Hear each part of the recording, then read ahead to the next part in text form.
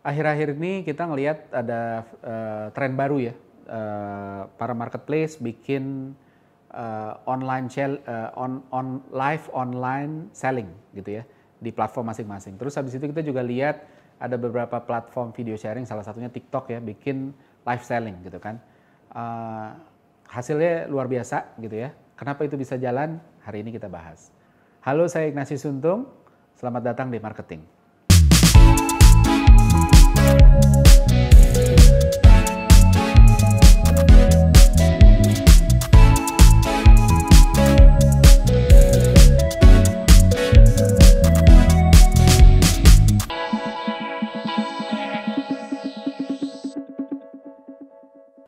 Jadi kita hari ini bahas soal tren yang lagi hot banget.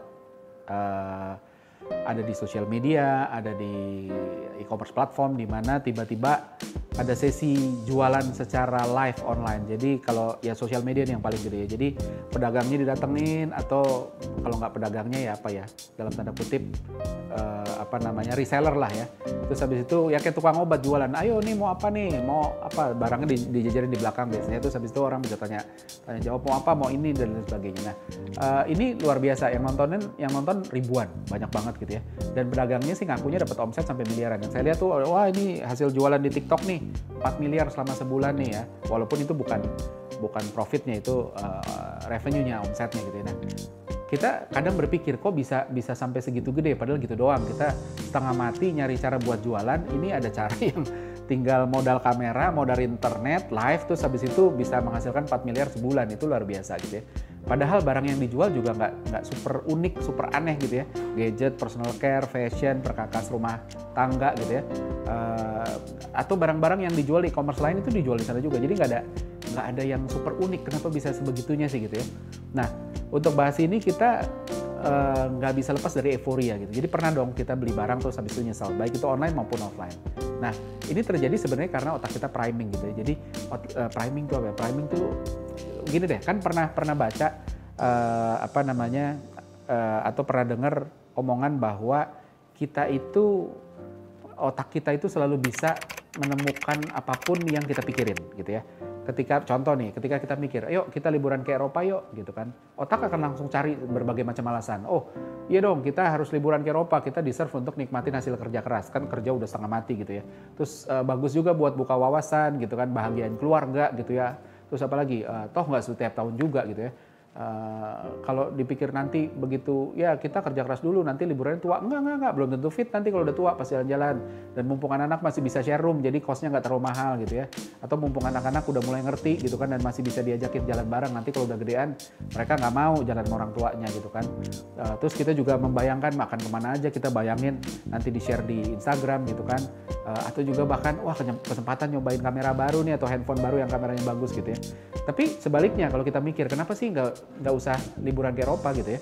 Sama, otak kita juga dengan mudah itu bisa membayangkan gitu ya, bahwa liburan ke Eropa kalau sekeluarga, suami istri sama anak 2-3 bisa habis 150 jutaan. Terus habis itu 150 juta tuh bisa dapat 1 city car loh. Bayangin kayak kita punya mobil apa ya, misalnya Honda Honda yang paling murah lah ya. Terus habis itu pulang dari Eropa tuh kayak udah itu Hondanya hilang aja gitu ya. Terus ngumpulinnya nggak gampang-gampang amat ngumpulin uang 150 juta ya gitu. Terus habis itu kita juga mikir ya, Eropa kan udah pernah gitu ya, nggak ada destinasi baru juga gitu kan. Kalau nggak ada yang baru belum tentu enjoy. Belum lagi kita mikirin tapi sayang cutinya juga gitu kan. Atau bahkan kita mikir jangan-jangan ntar anak juga belum inget, ya ngapain bawa anak segala macam. Jadi itu tadi intinya adalah otak kita selalu berusaha menyuplai kita dengan berbagai macam alasan dari apapun yang kita mau dapatkan. Kalau kita mikirnya mau ke Eropa, ya semua keluar. Ketika enggak, ya enggak. Nah, begitu dihadapkan ke penawaran juga sama. Penawaran ya tadi si online live selling ini ya. Kita ngebayangin kenapa kita harus beli gitu ya. Ketika ditawarin sepatu baru, otak tuh langsung euforianya muncul. Wah, mumpung diskon, belum tentu ada lagi gitu kan. Keren banget nih sepatu. Udah lama nggak beli sepatu juga gitu ya. Wah, saya punya sepatu sih tapi nggak punya yang keren gitu kan. Malu, sepatu lama udah belela atau segala macamnya. Nah, ini tuh sebenarnya cuma sementara. Begitu kita begitu nggak beli, kalau kita offline gitu ya, kalau kita pengen sesuatu di mall gitu, terus begitu kita nggak beli, sampai rumah juga kita nggak nyesel gitu ya, nggak dipikirin lagi karena udah udah nggak dilihat, udah nggak ada trigger gitu ya, ketertarikannya nggak dipelihara gitu kan. Makanya ada trik, dikasih special offer tapi harus sekarang kan, kalau orang sales gitu ya, ini saya kasih special offer tapi harus sekarang ya. Karena apa? Kalau udah mikir, akhirnya nanti jadi nggak mau gitu. Nah, so prosesnya gimana? Prosesnya adalah penawaran-penawaran ini termasuk yang dilakukan secara live gitu ya. Ini men-trigger emosional, wah keren ya, bakalan happy nih kalau punya gitu kan, create expectation, dopaminnya keluar dan ini bikin otak susah nolak. At the same time, eksekutif brain kita, prefrontal cortex yang ada di depan sini yang kerjaannya ngerem, itu juga mulai ambil bagian gitu ya. Nah tergantung siapa yang lebih dominan. Kalau yang lebih dominan emosionalnya ya udah dia ambil, kalau enggak ya enggak gitu kan. Jadi secara sempurna seperti itu gitu ya, secara psikologi gitu. Nah hasilnya sebenarnya ketika dalam sesi live online selling ini, itu seringkali kita jadi impuls gitu, kita jadi punya dorongan kuat nggak dibendung. Kenapa sih itu? Triggernya apa? Pertama, rayuan penjual. Jadi penjual tahu apa yang jadi concern konsumen. Kan ada ketika live selling ketimbang di marketplace. Marketplace itu kan experience-nya kan ada gap di mana ketika orang komen dibalasnya baru kapan. Seringkali ya gitu. Makanya semua marketplace itu selalu kasih reputasi atau skor yang baik untuk para penjualnya ketika salah satu indikatornya adalah berapa lama dia merespon komen atau pertanyaan.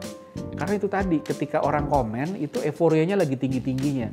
Ketika terus habis itu nggak dijawab dengan cepat, maka udah keburu turun. Maka dari itu, kalau kita ngomongin soal leads management, ketika kita mengiklankan sesuatu dan berharap orang tuh habis itu ninggalin nomor telepon, bilang, saya tertarik produk ini, tolong hubungin saya ya. Nah ketika kita ngirimin begitu, leads itu biasanya ada masanya. Gitu. Kalau udah kadaluarsa ya udah gitu. Kalau lebih dari sekian jam itu biasanya udah turun gitu ya. Maka itu harus segera didorong. Nah, dalam live selling ini, online live selling ini, penjual itu tahu banget karena langsung tatap muka kayak kita beli offline gitu. Jadi experience itu benar-benar menduplikasi experience beli offline di toko ke online gitu ya. Nah terus komunikasinya juga kan dua arah gitu ya. Kalau e-commerce itu satu arahnya, ada interaksi langsung, real time, personalisasi, orang nanya apa dijawabnya apa. Terus habis itu seringkali dikemas dengan scarcity gitu ya. Nggak jarang penawarannya itu penawaran terbatas, diskonnya seolah-olah terbatas gitu ya.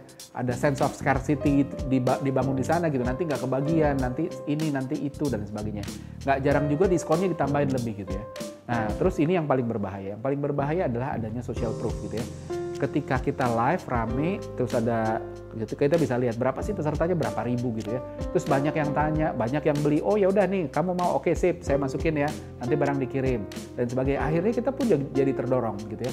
Kita suka nggak suka, orang-orang di sekitar kita, lingkungan sosial kita itu menavigasi kita untuk kita beli apa enggak, kita harus ngelakuin apa sih. Makanya kalau di restoran kita nyampe di satu kota, kita nggak tahu makanan yang enak di sana, kita cari misalnya ada satu jajaran jalan yang banyak restoran, kita pilih restoran yang paling ramai. Nah itu karena itu dia, jadi ada social proof gitu kan, dan ada rasa FOMO, kita nggak mau ketinggalan. Kalau orang beli, masa saya nggak beli gitu ya. Jadi kita pun didorong untuk beli, pertama karena kita nggak mau ketinggalan, kedua karena kita yakin kalau semua orang beli ini harusnya bagus gitu. Jadi meminimalisir perceived risk gitu ya. Ketika kita mau beli sesuatu selalu ada perceived risk. Perceived risk itu resiko yang akan muncul ketika nanti kita beli. Oh nanti kalau dibeli jangan-jangan nggak bagus, nanti salah beli, nanti ini. Nah itu akan terbantu ketika ada orang-orang di sekitar kita yang juga beli. Jadi itu penting banget. Nah selanjutnya, ini paling senang dimanfaatin sama pedagang. Kalau pedagang atau marketer yang baik itu tahu banget ini gitu. Jadi ada pedagang-pedagang yang ngerasa direpotin ketika orang tanya-tanya macam-macam, termasuk di platform e-commerce gitu ya. Nah, kenapa ngerasa direpotin? Karena nanya-nanya doang, beli enggak gitu ya. Kan banyak yang begitu. Nah, padahal ini amat sangat bisa dimanfaatin. Orang itu selalu punya rasa sungkan sebenarnya, apalagi orang Indonesia gitu. Kalau kita udah ngerepotin orang dalam tanda kutip, jangan nanya ini, nanya itu, segala macam gitu ya, udah minta dijelasin secara detail, sebenarnya kita lagi membangun dari sisi penjual ya, ketika kita ngelayanin orang pertanyaan macam-macam, pertanyaan pembeli macam-macam gitu ya, kita lagi ngebangun investasi dalam bentuk rasa bersalah, dalam bentuk utang budi, karena gue udah repot lo gara-gara itu, gue udah jelasin macam-macam lo gara-gara lo, lo mau lihat ini udah gue ambilin dan lain sebagainya. Secara bawah sadar pembeli tuh ngerasa punya apa ya, ngebangun rasa bersalah bahwa wah gue udah tanya macam-macam terus habis itu masa gue nggak beli. Maka dari itu ada penelitian gitu ya, di satu komplek ya kalau di sini mungkin kayak ITC tempat jual handphone ya, handphone center gitu ya. Jadi orang lihat beberapa toko gitu ya, ada pembeli diikutin ke beberapa toko. Nah tokonya ini sebenarnya udah di set gitu kan. Ada toko-toko yang akan ngerespon dengan baik apapun yang ditanyain. Ada toko-toko yang yang tidak akan, yang responnya begitu-gitu aja, nggak mau direpotin. Nanya apa, jawabannya ketus dan dia nggak mau direpotin gitu kan. Atau bahkan ketika nggak ketus pun dia nggak mau direpotin gitu ya. Nah hasilnya orang-orang yang nanya sana sini ini punya kecenderungan untuk membeli di toko yang ngejawabnya atau mau direpotin oleh pertanyaan-pertanyaan kita atau permintaan kita. Kenapa begitu? Karena itu tadi, karena utang budi. Kita ngerasa utang budi, wah saya udah udah ngerepotin, masa saya belinya nggak ke sini sih gitu. Makanya kita beli di luar juga merasa kalau dia mau jelasin besok kalau barangnya bermasalah, saya akan dapat pelayanan yang akan bagus ketimbang kalau dia aja nggak mau jelasin. Nah dari situ itu tadi, makanya pedagang-pedagang yang pintar, marketer-marketer yang ngerti akan selalu fokus, akan selalu mau bantu untuk direpotin, karena dengan direpotin dia sebenarnya sedang membangun utang budi gitu ya. Bikin pembeli-pembeli ini punya rasa utang, walaupun nggak semua, ada yang cuek-cuek aja gitu ya. Nah itu tadi gitu. Nah jadi dalam online live selling ini pembeli itu nyata dan walaupun nggak berhadapan-hadapan ya, kita penjualnya kelihatan mukanya, pembelinya nggak gitu ya, nggak kayak offline, bener-bener itu lebih kuat lagi. Tapi dalam hal membangun utang budi itu lebih nyata ketimbang misalnya buy text kalau di e-commerce platform. Jadi kurang lebih kayak gitu. Nah konsekuensinya akhirnya ya ketika orang beli secara online bisa aja impulsif doang gitu kan, sehingga dia nggak benar-benar berpikir matang, jadi terus habis itu bisa nyesel gitu ya. Belum lagi ada dopamine trap gitu. Dopamine trap ini sebenarnya adalah jadi kalau kita ngomongin dopamin, banyak orang salah paham tentang dopamin. Orang banyak yang mengatakan dopamin itu adalah hormon kebahagiaan. Dalam masanya memang dopamin pernah dianggap sebagai hormon kebahagiaan, tapi pada akhirnya enggak. Ada penelitian terbaru yang menemukan bahwa dopamin itu adalah hormon ekspektasi. Itu yang membuat orang membangun ekspektasi terhadap apapun yang lagi ada di depan mata gitu. Dan ketika dopamin ini suka mengkhianati, dia bikin kita pengen hal baru, tapi terus habis itu begitu punya dia hilang, terus ternyata kita nggak se-happy seperti yang dibayangkan sebelumnya. Jadi itu yang harus dihati-hati. Jadi memang benar live online selling itu potensinya banyak karena benar-benar bisa membangun euforia, ngebangun social pressure sehingga orang kedorong untuk beli gitu ya. Tapi kita juga tetap harus hati-hati sebagai marketers untuk tidak membuat orang nyesel, karena balik-balik lagi kalau nyesel terus habis itu brand kita juga yang jadi resiko. Demikian pembahasan saya tentang fenomena online live selling. Berikutnya ada kuis kalau buat teman-teman yang ingin mendapatkan hadiah menarik. Kuisnya sebagai berikut.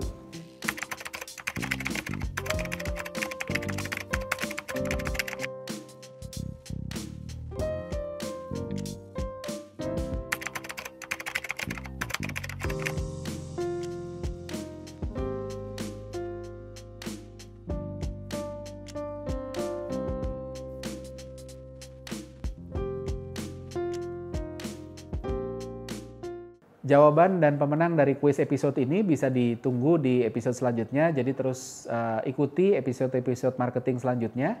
Saya Ignatius Untung, pamit undur diri.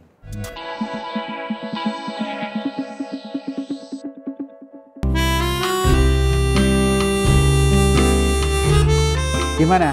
Seru-seru kan videonya? Kalau suka, jangan lupa komen dan like ya. Masih banyak juga nih video-video yang keren-keren lainnya, gitu kan? Dan jangan lupa subscribe juga Marketer TV di sini nih.